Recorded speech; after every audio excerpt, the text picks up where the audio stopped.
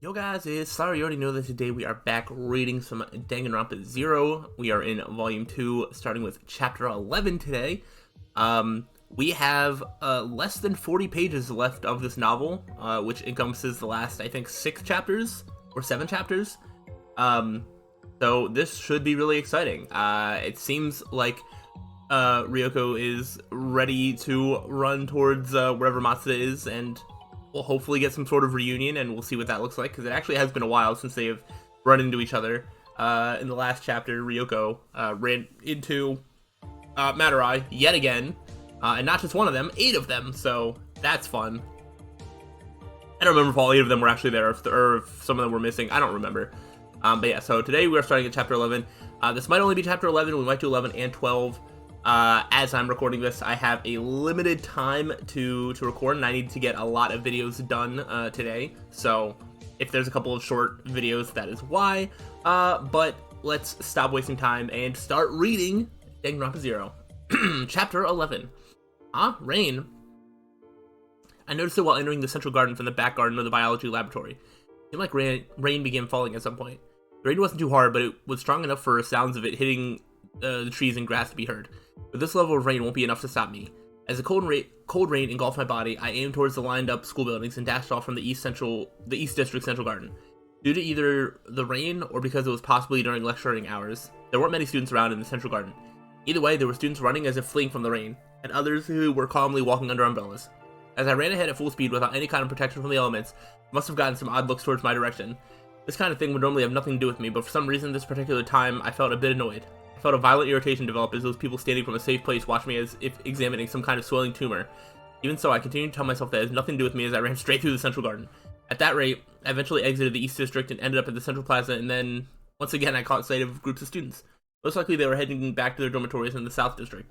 Different colored umbrellas in hand, they seemed to enjoy chatting with each other as they slowly walked down the pavement. Glancing at them from the back of my eye, I dashed off from the pavement. There probably isn't any clear-cut road leading to the North District's ex-school building, so unless I cut through the Central Plaza, I won't be able to proceed. The grass at my feet was wet, and there were puddles developing here and there as well. Reaching the now half-vacant North District, my figure soon disappeared from other people's visions, seeing how there wouldn't even be many people in this area on a rainy day like this. The grass at my feet became more and more bare as I proceeded, and the number of trees began to decrease as well. Eventually the land presented itself to be almost like a wasteland. After progressing through the wasteland for a bit, an artificial structure came into view. I see. As I looked up at the building, I began to slow down my running pace. Hope's Peak Academy ex-school building. Just looking at its solemn appearance didn't give the impression that it was some abandoned building, but not having done so for a while, I checked out my Ryoko Tanashi notebook. It seemed that this building had already fulfilled its role, at most half a year ago. If that was true, then it wouldn't be strange for this building to still seem like it was used not too long ago. But the tall fences that surrounded the building seemed to shout that it was already finished. Plates were even stuck on the fences detailing Hope's Peak Academy's North District planned construction land do not enter. While straightening out my unsteady breath, I walked at a slow pace around the fence. To enter the ex-school building, it seemed that there was no other way than to climb over these. But then, once again, I could feel that itchiness in my head. Still not used to it, my face grimaced, and then suddenly a thought floated into my head. Speaking of which, I remember hearing that there were security guards around this area. Even though I didn't look in my notebook, I remember that. Surprised by those turn of events, I came to a halt without thinking, and then another wave of surprise washed over me. A number of security guards surrounded me. Huh? In a panic, I frantically looked around me, speechless and emotionless, almost as if they were lifeless mannequins. All they were doing was simply looking straight at me. I'm not really anyone suspicious or anything. Wait, what? Without listening to my excuses, the security guards split up and dispersed, ignoring what should have been an obvious intruder. They continued their patrol and left. Ooh, very interesting. Being left behind, I stood there shocked, speechless, and then met eyes with the only remaining security guard. He's young? The face under the helmet was of a high schooler's, no matter how you looked at it. His mouth twisted into something like a smile, and he brought out a shining object. It was a medal. The medal had a bear mascot engraved upon it. It was half white, half black. It was a peculiar bear mascot. If I recall correctly, it was called Monokuma. It happened again. Without even looking back at the notebook, that thought floated up into my head itself. It was almost like someone else's thought was pushed into my head. It was an eerie sensation. Is this what remembering is? That is strange that she's able to remember certain things. I do think that maybe something that happened down in where all the Monokuma like maids were and stuff. I wonder if something happened that sort of engraved certain memories like into her head where she does remember them. Things like Junko, things like Monokuma. I don't know. It's not looking good. But this wasn't the time to be analyzing myself. Suddenly, the right arm of the security guard unexpectedly extended outward. It seemed like he was pointing to something with that right arm. Following that direction with my eyes, I was led to a small opening one could crawl into between the fences. But why would a security guard tell me something like that? The moment I returned my eyes towards the security guard, he was already walking away. Not exactly sure why, I absentmindedly gazed at his figure, moving farther and farther away, as another thought suddenly floated into my brain again. It looked like I remembered yet another thing. In the end, everyone is just conveniently moving along the scenario. Suddenly I felt some kind of heavy fear pressing on me from the back of my head. But it'll be alright. I desperately convinced myself. Anyway, if it's to meet Matsuda-kun, then everything will be alright. That's what I believed. I believed in Matsuda-kun, I believed in my feelings for Matsuda-kun, I believed in the world of myself and Matsuda-kun. By earnestly believing in him, I blew away all my uneasiness and then moved forward with renewed vigor. Okay, yeah, so that chapter was like 3 pages, so we're absolutely just going to jump into chapter 12A. I don't know why 12A, or why 12 is split into A and B, but maybe we'll find out as we read. I crawled under the small opening in the fence and reached the backside of the ex-school building. As I walked around the building looking for an entrance, I came across a large entranceway in the front. Possibly due to the building's condition getting worse, the door was half open. It was pretty obvious that it wasn't locked. I drew closer to it while keeping an eye out, and carefully slipped into the opening. What lay ahead of the door was a dim, dusty entrance hallway. Matsuda-kun! While calling out his name, I continued to proceed down the entrance hall. Wet noises could be heard coming from my shoes, absorbing the moisture at my feet. Matsuda-kun, where are you? While raising my voice and peeking down the hallway, I felt like something was out of place. Isn't it too dark? Even more so than the entrance hall, the hallway ahead of me seemed to be enveloped by some unnatural darkness. It was as if not even one ray of light could shine through it. But it should have still been afternoon. No matter how much it rains, there should have been some sign of the sun's light coming through the windows. Snap! A strange sound rang out in the darkness. It wasn't just once. It was like a chain reaction. Those sounds began to continuously multiply. Snap, snap, snap, snap, snap. One by one, the lights turned on throughout the hallway, and by the time the sound stopped, the whole building was bright with light. Matsuda-kun? That was all I could think of. He must have responded to my voice calling out. With the exception pushing me forward, I proceeded down the hallway, enveloped in artificial light. Matsuda-kun, where are you? As I peeked into a passing classroom, Matsuda-kun, checking a bathroom, Matsuda-kun, while walking up the stairs, Matsuda-kun, peeking into yet another classroom, Matsuda-kun, checking a bathroom, Matsuda-kun, while walking up the stairs, Matsuda-kun, while continuing to go through those actions, I eventually ended up at the highest floor. Even there, while calling out, hey, Matsuda-kun, and going through the hallways, bathrooms, and classrooms, I couldn't catch sight of him anywhere. Getting tired, I decided to catch a quick breath. Then once again, that thought came into mind. So the ex-school building was something like this. As I walked around the building looking for Matsuda-kun, the atmosphere didn't really give the impression that it was anything like a school. First of all, there weren't any windows here. From the first floor all the way up to the highest floor, the windows in all the hallways and classrooms were boarded up with thick wooden planks, appearing to be the case of the unnatural darkness. Furthermore, all the hallways and classrooms had seemingly nonsense, disgusting pieces of artwork with bad taste scattered everywhere. As a result, any trace of the building being a school was lost. It was unthinkable that this building was in the state even from when it was being used, but if that was the case, then someone, for some reason, definitely had to have planned this. But who and why? You must be pretty surprised, huh? Heck yeah! With no warning whatsoever, a voice came out from behind me, and without thinking, I jumped up. In a panic, I turned around and, there wasn't anyone there. Well, that's to be expected. Even I was surprised by all of this. Even so, I could still hear that voice. Oh no, I know where this is heading. Once again, I looked around my surroundings, and as I thought, I couldn't detect any human figure. Hey, Oni-chan, where are you looking? Right here, you know. Oni-chan's more polite way of saying big sister. Yep. Is used occasionally by younger boys when addressing an older girl, and in general too when people when addressing teenage or young adult women. The voice was coming from right in front of me, coming right from the hallway. Yes, I'm right here. Wincing due to the exceedingly strange turn of events, I focused my conscience towards the direction where the voice was coming from. As I continued to stare, a young boy's figure began to float up. A child? Oh, I guess you forgot about me once again. I wish I could forget about you. The boy, looking to be fed up, put his hands onto himself. I'm Yuto Kamashiro, class 77 super high school level spy. I immediately opened up the Ryoko Utonashi notebook and was able to remember before that annoying itching bothered my head. Oh, Kamashiro-kun. Jeez, how many times have I introduced myself by now? Displeased, Kamashiro-kun puffed out his cheeks. Wait, why are you in a place like this? That's what I was gonna say. I don't actually know which one is saying which. While letting the air from puffing his cheeks, he spoke. Actually, how'd you even get in here? Weren't there a good amount of security guards wandering around the area? It's nothing for someone with no presence like myself, but I would think it would be impossible for an average person like you to get past all those guards. I was at a loss for words. There's no way he would believe me if I said that the security guards just let me through. It just kind of happened. As a result, that was the only explanation I could think of. You forgot how you got in here? Oh, well, I guess there's no choice. but it seemed like he accepted it one way or the other. Well, there's nothing I can do if you already got here. Kamishiro-kun then began boastfully talking about how he got into the school. From the results of various espionage activities, he caught wind of secrets connecting the ex-school building and the series of incidents occurring, and then sneaked into the building itself not much earlier from when I reached it, it appears. By the way, it appeared that it was also Kamishiro who found the breaker to the electricity and turned on all the lights. But it's impressive that you were able to find the breaker when it was so dark. I guess the night vision scope I used in my hobbies was pretty helpful. Here I decided not to ask about exactly what those hobbies would be. Yeah, you know what they are. Well, when I think about it, meeting you here was some good timing. After all, if you, my client, weren't here, the resolution phase, honestly, I don't know what the original text is supposed to translate to, wouldn't be able to start. Okay, so, like, the ending of the thing, because there's already, like, the climax, the happy ending, all that sort of stuff. They're using sort of story and game terminology. So, yeah, that would probably make sense. Resolution phase. Kamishiro-kun then took out a pastry with a huge bite stuffed in his cheeks and spoke in a proud manner. Basically, I already got the full picture of the story down. The next step is take care of things in a spy-like manner, prevent it from happening, and that'll be another case complete. I see. Hey, isn't that reaction a bit too weak? Kamishiro-kun proceeded to then ridiculously overreact, but a weak reaction was to be expected after all. Things like the case or the resolution phase didn't matter to me at all. More importantly, Matsuda-kun. I need to meet Matsuda-kun. It'll be alright. Yasuke Matsuda should be heading over here soon. Huh? You're probably worrying about Yasuke Matsuda, right? Suppressing his laughter, he shoved the rest of the bread in his mouth and immediately started off in another direction. Alright, let's go. We'll talk while walking. Go as in where? Come on, if you don't hurry, I'll leave you behind. Kamishiro-kun then rhythmically got on the stairs, while I hurriedly followed after. Hey, wait. You know where Matsuda-kun is? Haha, already going off about him.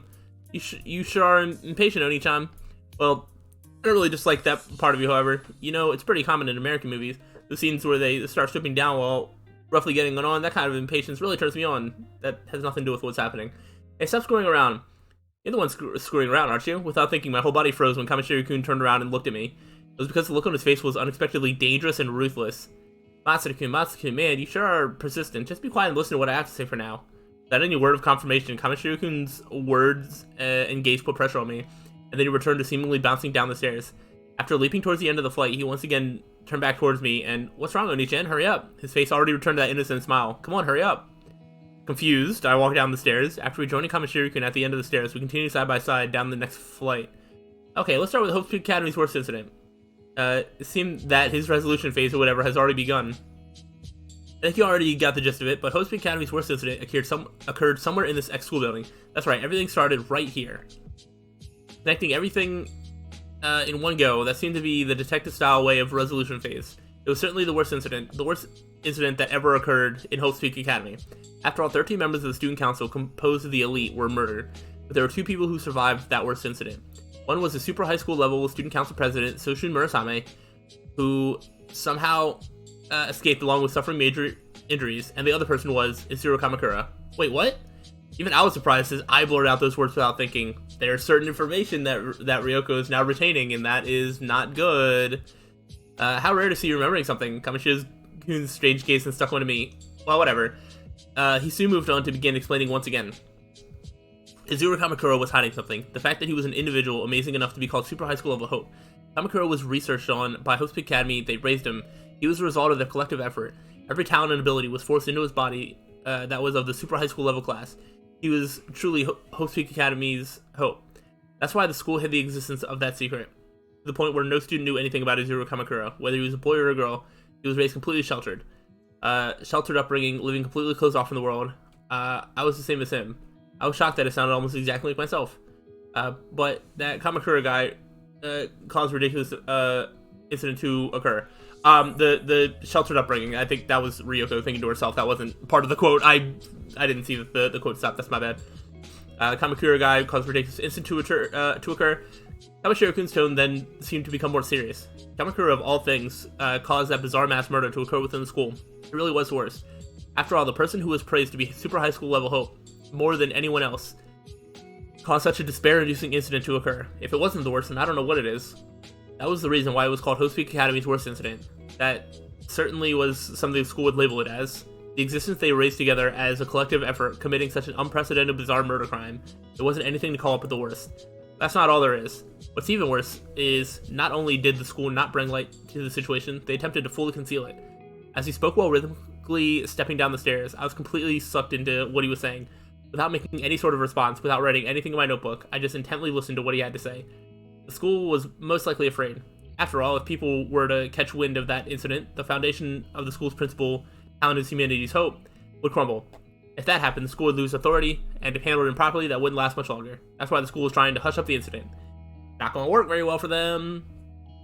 Well, there was probably pressure from outside sources as well, but the ones we should feel sorry for are the student council guys.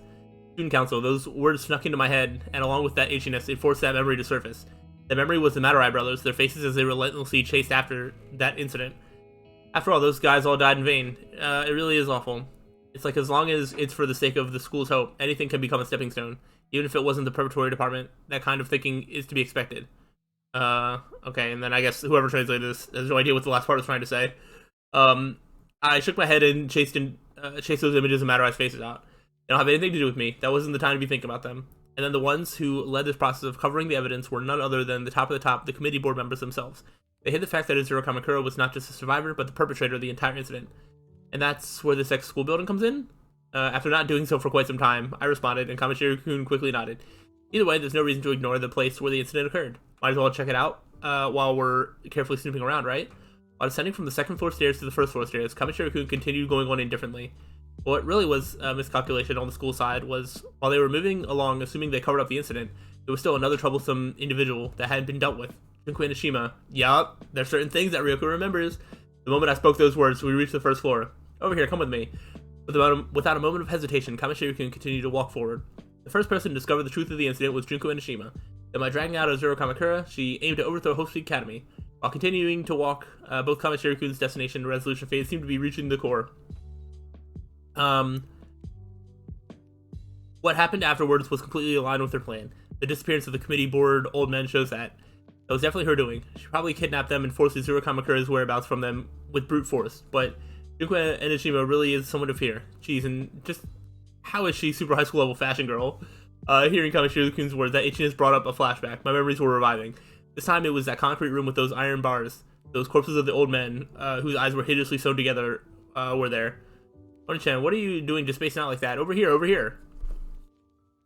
Kamishiro-kun was already standing far away, calling out towards me, and I responded, oh, sorry. I jogged over to where Kamishiro-kun was standing. He stopped at the very end of the first floor hallway. There was nothing in front of him but walls. It should probably be around here. What should be here? Ah, it's this. Raising his voice, he pointed toward a small opening in the wall.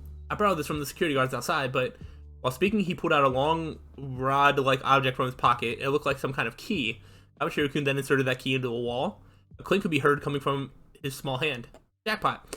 I was thinking it could have been this. I investigated like crazy all over this place, but there weren't any other suspicious areas. Sounding very proud of himself, Kamishiro-kun turned the key. Along with the sound of rumbling, the door slid open like one of those automated doors. Past that door led simply a straight, long, and narrow passageway. An imposing double door could be seen standing at the end. What is this place? I said it earlier, didn't I? This is where Zero Kamakura is hidden. Kamishiro-kun sounded extremely excited. Masato-kun is here too? He could be already here, or he could be on his way. Either way, Yasuke Masato would definitely show up.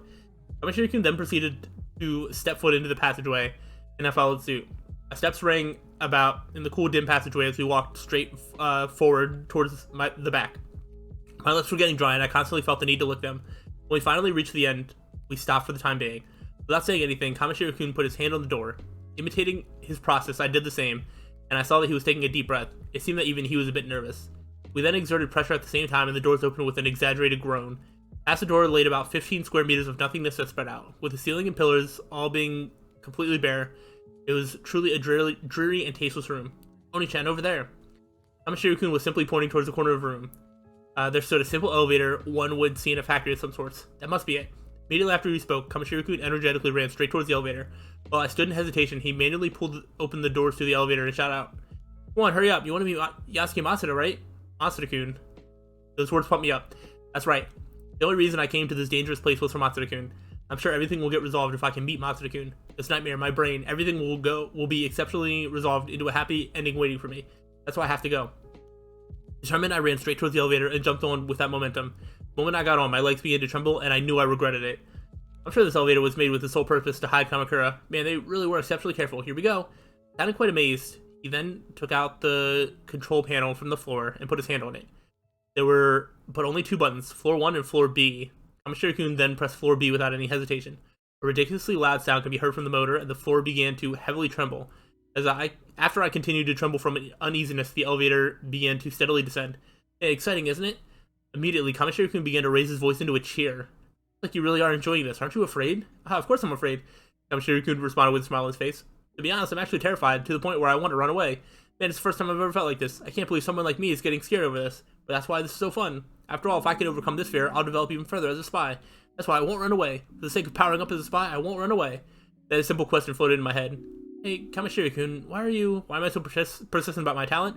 That's a silly question, Oni-chan. He anticipated my question and responded. It's the same thing as asking a swimmer, why are you still swimming if it hurts so much? It's only natural to be so fixated on it. After all, that's all I have. While talking, Kamishiro-kun raised his hands up as far as he could. Oh, Oni-chan, you should stretch out your body as well to prepare for the unexpected, you know? Come on, puff out of the chest. I'll pass. I thought you'd say that. After smiling with that innocent face, he returned to that serious look of his. If you take away my activities as a spy, I'd have nothing left. An extremely unnoticeable child. That's all I'll be. But I do have a talent. Because we have a talent, we can't choose how we live our lives. The moment we were given our talents, we already started living in our set scenario. Ha. What a one-sided lifestyle, huh? Because you have a talent, you are assigned a predestined fate to struggle with. And that's called a one-sided lifestyle. That probably is an accurate definition. But we actually desire that one-sided lifestyle ourselves. That's why we came to Host Peak Academy. To continue to struggle with the talents we're proud of. Along with the rest of the students of the school, you're the same, aren't you, Oni-chan? That's why we have to keep moving forward, no matter how scared we are. This isn't some cheap line like believe in yourself. This is our duty. If we ran away, that'd be like rejecting our very existence. That's why we have to continue to struggle. Honestly, more than anyone else. My very being that continued to doubt myself couldn't understand Kamishiro-kun's feeling at all. After all, if I was scared, I could just run away. It doesn't have anything to do with me. Oh, but I'm not just scared, you know? Kamishiro-kun appeared to be justifying himself. Well, it's true that I'm scared, but I'm just as excited, however. Izuru Kamakura, Junko Enoshima, the elites of the student council, Yasuki Matsuda, then the committee board, the chance to resolve the chaos that intertwines all of them. I'm sure if I'd be able to solve everything, my name would be carved into Hope's Peak Academy's history. The legendary spy who rescued the super high school level Hope, Yuto Kamishiro. Rescue? Without thinking, I responded, even though I've been listening all this time without a word. That's why I was so interested in the wording. You mean what I meant by rescue? You know, Izuru Kamakura is the culprit of Hope's Peak Academy's worst incident, right? The point is, Izuru Kamakura is a victim too. That's what I mean, you know? Suddenly I felt like everything went silent. That's a bizarre feeling that washed over me. But it's the committee board members who decided not to let anyone discover this horrifying truth. That's why they hid only Izuru Kamakura down here using that reasoning. If I managed to uncover the real truth and chase down the true culprit, wouldn't that be the level of something left behind in Hope's Peak Academy's history? Suddenly his eyes began to sparkle. I didn't really want appreciation from the school or anything, but just think about it. The image of the principal kneeling with tears streaming from his eyes, thanking me. Aha! Aha! Ha! Kamishiro-kun, while smiling, began spinning around. The sight of excitement was similar to one of a dog greeting someone.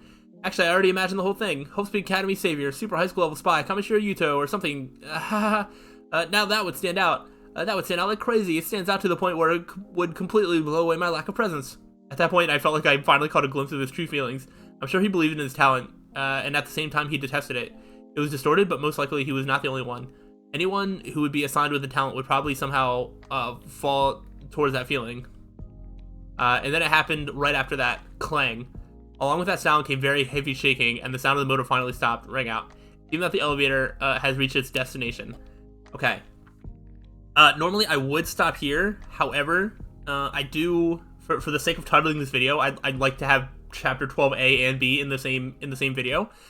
So I am actually going to keep reading, and we are getting close to the end, so I have to imagine that this is a pretty short chapter, and if this one isn't, then every other chapter after this has to be like 2 pages at best, because we are about 24 pages left in the entire novel, so I am definitely going to read chapter 12B now, and I mean, hey, we might be able to do the rest of it in one video, we'll see. Looks like we're here. Finally ceasing his ridiculous dancing, he let out a quiet voice as the elevator calmly returned. And then while he walked towards the door, I wonder if the masterminds are already here. Hold on. Without thinking, I held onto the door Kamishiro-kun was heading towards. What's wrong? You want to kiss before the decisive battle begins? No, it's not that. I had a bad feeling about this. A really bad feeling. But nonetheless, I asked him. I had to ask him. Hey, what do you mean by mastermind? Kamishiro-kun's eyebrows switched. That was careless of me. I was planning to reveal everything about the accomplices once I captured everybody. He then licked his lips with a bitter smile. Accomplice. The only person who could fit that category would be that girl. Actually, she's not the only person I can think of. You're talking about Mukuro Ikasaba, right? Ah, she's suspicious? Unexpectedly, Kamishiro-kun appeared to be surprised. Oh, that's amazing. And that's another person that Ryoko remembered that wasn't Kamishiro. That's amazing. Well, I didn't know that. That means there's 2 accomplices, huh? Well, this is just one huge family. This time, it was my turn to be surprised. Wait, if you didn't mean Mukuro Ikasaba, then of course I'm talking about Yasuke Matsuda. Ooh. At that moment, I was hit with a shockwave so powerful that the word shockwave wouldn't even describe it properly. My heart began beating as fast as it could, its agonizing screams reverberating all throughout my body. A cold shiver ran up my back, numbing my spine and taking my breath away. Well, I should probably tell you this right now, but Zero Kamakura isn't someone who necessarily should be called the culprit in the first place. He was just some poor fellow who got wrapped up in all this chaos. The real person who set this all up was Junko Enoshima. Basically, she wasn't just the first to discover this case, but the mastermind pulling the strings from the shadows. The one who secretly worked as an assistant for her is none other than Yasuke Matsuda. But I wonder if it's weird for a man to be doing that sort of thing. Okay, then the pun for the characters used for assistant in this case have a feminine connotation or not. First 2 characters mean something along the lines of wife or female advisor. I'm guessing that's why Kamishiro mentions Matsuda being a man. It could also just be like, oh, usually the man's in charge or something like that. I don't know. Some sort of weird Japanese gender role stuff. Okay. Or it could just be a play on words, or a mix of both. Who knows? Kamishiro-kun's starting point for his resolution phase was such an unexpected topic that all I could do was stand there and listen. I'm pretty sure those 2 are the only ones aware of their relationship. Well, the school doesn't know about it, at least. Otherwise, they wouldn't even request help from Yasuke Matsuda in the first place. Or maybe that was the very reason. Anyway, as a result, Enoshima was able to successfully avoid investigation from the school. I became a brainless mannequin that couldn't even perform the simplest of responses. Yo, same. What does this mean? By the way, who is this Yasuke Matsuda he's been talking about? What Yasuke Matsuda could that be? But cooperating with them wasn't the only thing Yasuke Matsuda did. Like I said before, how the disappearance of the committee board members was a work of Enoshima. It appeared that Matsuda was involved with the case as well. Man, they really are a great combination. What was Matsuda doing, though? I had no idea what he was talking about. In fact, I rejected comprehension of his words with all my might. By learning things I already don't want to know, my head will hurt, my chest will suffer, I feel like throwing up.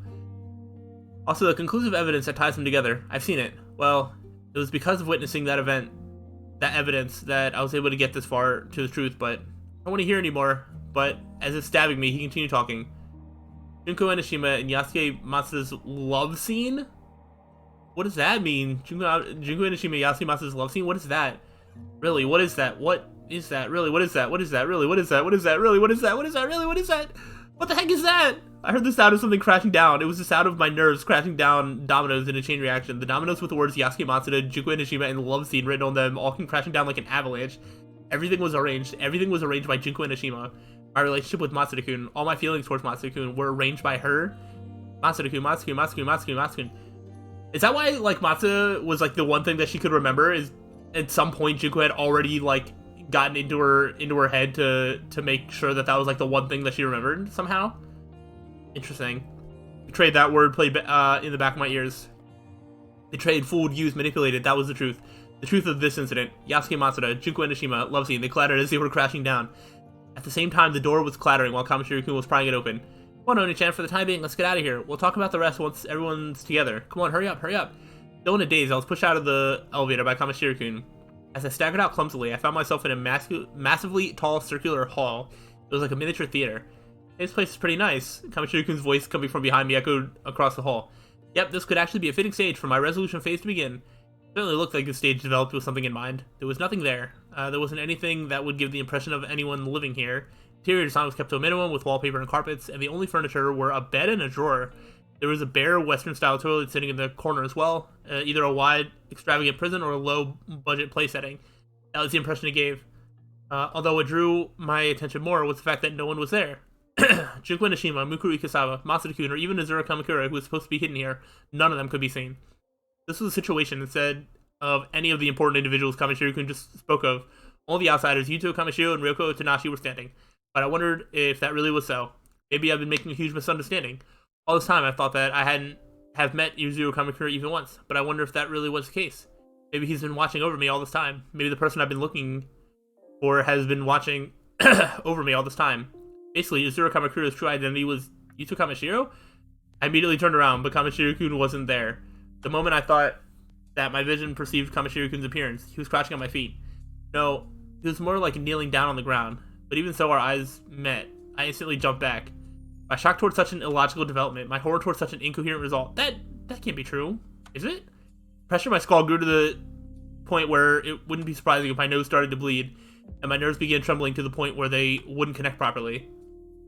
Kamishiro-kun, unrelated to him kneeling down on the ground, was looking not at the floor but at the ceiling. That's impossible. Turn one's head all the way towards their back. That's impossible for a living human. Basically, that's what it was. He was already not one of the living.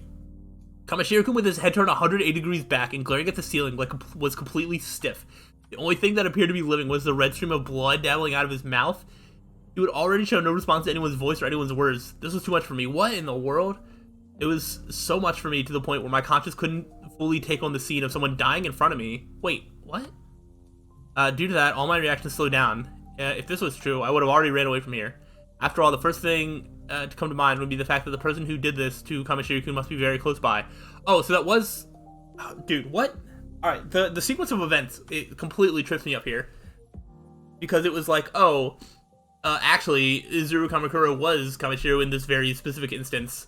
Oh, but now Kamishiro is actually in front of me and dying? Okay.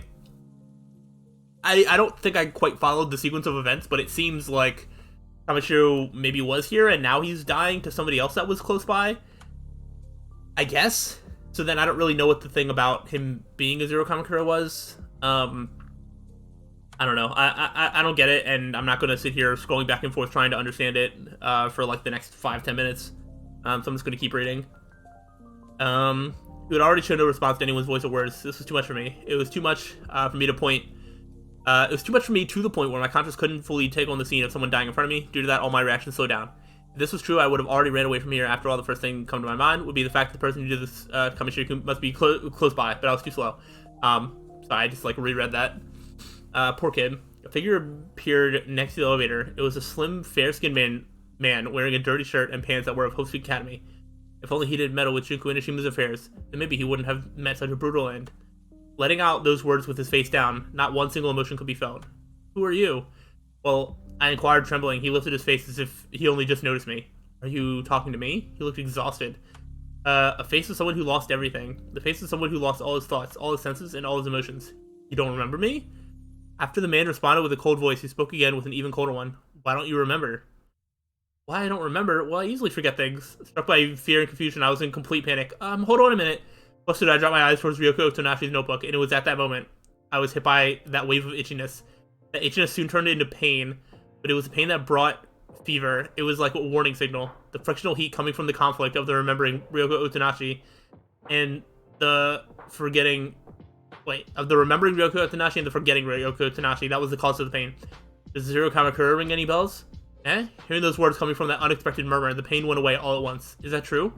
The man right in front of me was the Zero Kamakura. Okay, so Kamishiro was here, and then the Zero just killed him. And everybody cried, everybody was sad, and by that I mean nobody was sad, who cares? Okay, but they have met before? I don't think that was brought up anywhere in the story, so that is a twist. Okay. The result of Hope Peak Academy's collaborative effort, Hope Peak Academy symbol. The man in a super high school level hope. Then why? He looked at me with eyes full of sadness, as if he was begging me to rescue him from a bottomless swamp. Why was he looking at me with such sad eyes? I don't know, but those eerie eyes caused me to avert my eyes from his without thinking. But my gaze landed on the eyes, seemingly searching for salvation, of the corpse of Kamishiro-kun, and I once again averted my eyes in a panic. It would have been better if he didn't find out. Possibly following my gaze, he muttered as he looked down on Kamishiro-kun. If he didn't get involved, it wouldn't have ended this way. I felt like those words were aimed at me as well, and I felt as if my life was in danger. But you're different, huh? Everything I've done so far, you have a need to know. A need to know? Huh? Why? Before I could ask those questions, he let out a big sigh. Besides, I also needed more time to think. That's why I've decided to talk a bit more before I make my decision. Mumbling to himself, it was as if he was only reciting from a script. Scared of his current state, I began to try looking around the room without getting noticed. But other than a ventilation duct, there didn't seem to be any place where I could escape to. The only exit was the elevator, in which a Zero Kamakura was standing, blocking the entrance. Well, I guess I should start with Junko Inishima's goals. Scratching his head while speaking, he didn't seem to bother meeting my eyes. Rather, he seemed to be avoiding them. Hope Peak Academy's worst incident doesn't really mean much to Junko Inishima in the first place.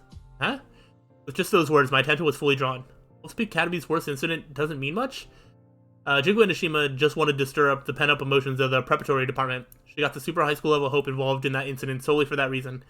And then inside of those guys, no, it wasn't something simple like inciting, it was brainwashing. Pain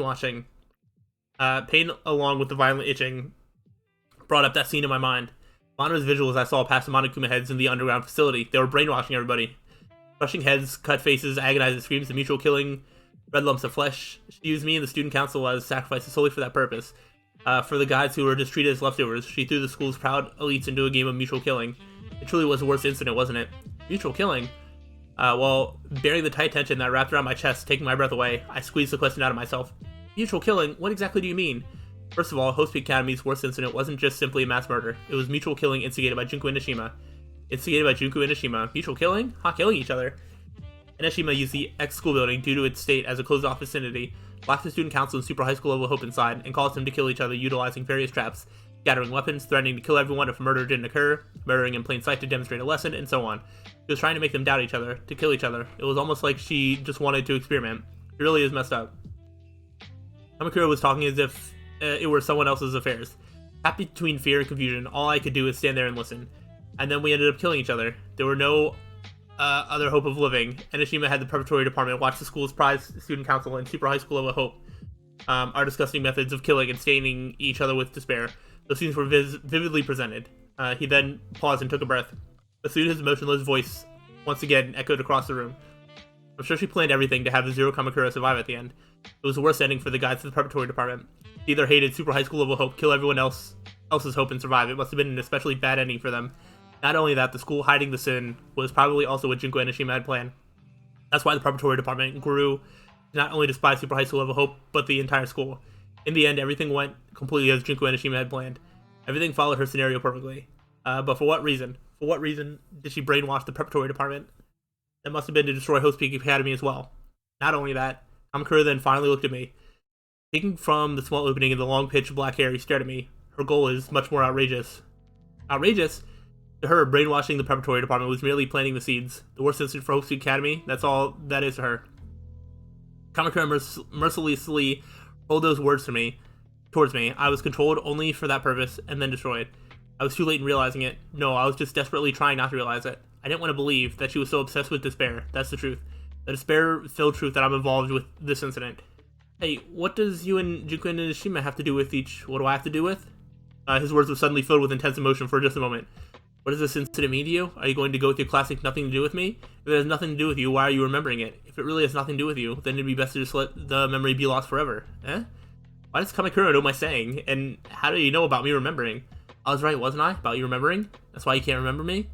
You remembered, that I wasn't a particularly important person to you. So that's why you can't remember? Kamakura then reveals, his eyes. Their glint was tainted with deadly hatred. You're such a bitch. What the? This is a step up, huh? Then an impossible thought floated into my head. In order to deny the impossible thought, I asked, who are you? You're not Zero Kamakura. Of course I'm not, you imbecile.